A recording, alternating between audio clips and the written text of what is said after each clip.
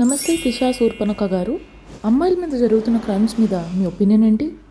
మంచి ప్రశ్న అడిగావు సుధా. నువ్వు ఇప్పుడు సొసైటీలో జరుగుతున్న క్రైమ్స్కి అసలైన కారణం మన ఆడపిల్లలే.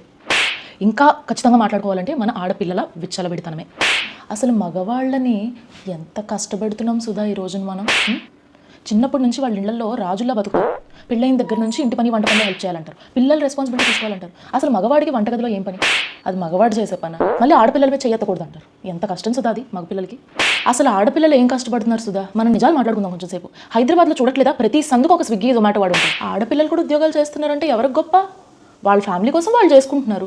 అసలు అమ్మాయి మంచిగా నిండుగా బట్టలు వేసుకుంటే ఇలాంటి ప్రాబ్లమ్స్ ఏమీ ఉండవు. ఇంకా గట్టిగా మాట్లాడితే అమ్మాయి ఇంటి నుంచి బయటికి వెళ్ళే ముందు ఎలాంటి బట్టలు వేసుకోవాలో వాళ్ళ ఇంట్లో ఉన్న నాన్ననో అన్నయ్యనో తమ్మునో హస్బెండ్నో అడిగి వేసుకోవాలి. వాళ్ళు చొక్కా నిక్కర్లు వేసుకున్నా ఈ అమ్మాయిని మటుకు నిండుగా మహాలక్ష్మిలా చూడాలి. అది మన మగవాళ్ళ గొప్పతనం. మీరు పిల్లల్ని వదిలేసారు అన్నారు, అది ఎంత వదిలేదు, తప్పు మాట అది. వాళ్ళ నాన్న దగ్గర విడిచిపెట్టాను.